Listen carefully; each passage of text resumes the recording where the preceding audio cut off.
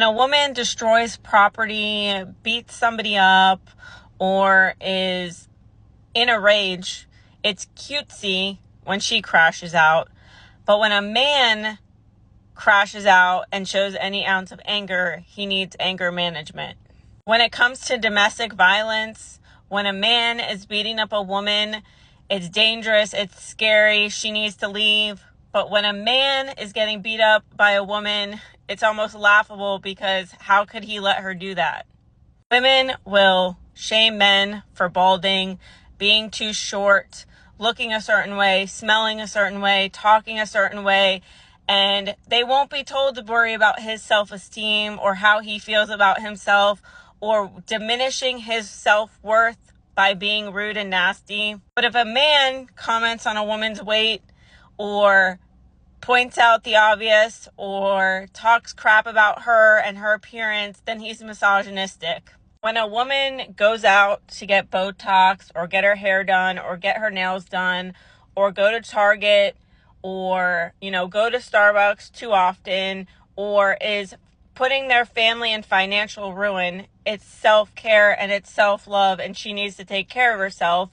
But when a man goes out and buys his dream truck or the boat that he's ever wanted, he's financially abusing his family. It's always men need to be more vulnerable. Men need to learn to speak up. Men need to learn to express themselves.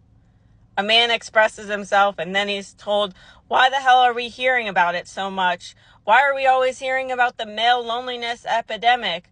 Why are we always talking about men's feelings? Almost as a sick way to diminish a man as a human being.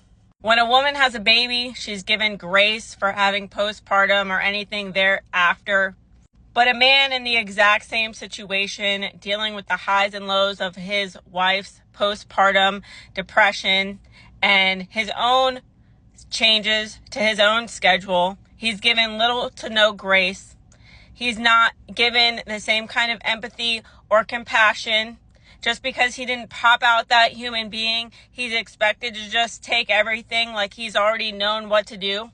Even though he's learning as he goes at the exact same time that his wife is, but he's not given the same level of gratitude and grace. A man can work his entire life for something, and if he doesn't give it to his family or his wife, he's looked at as weak or less of a man because he's not providing for his family. But if a woman spends her entire life working on her career or something that she's always dreamt of, it's perfectly normal for her to keep it for herself because she's a girl boss and independent and she's worked so hard for it and she deserves it.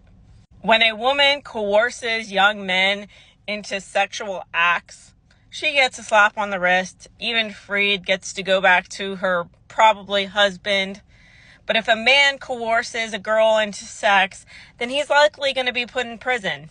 When a man wants to tell his story about being emotionally, physically, mentally, scammed or used by a woman, he's called a narcissist and he is obsessed with his ex for telling his story.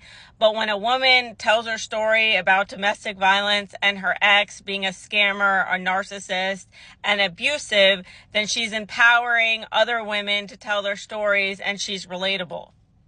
And when you really think about it, as a society, we all sit here and we pretend to care about mental health. We pretend to care about people's feelings. And pretty much we pretend to care until it has to do with a man. Okay, bye.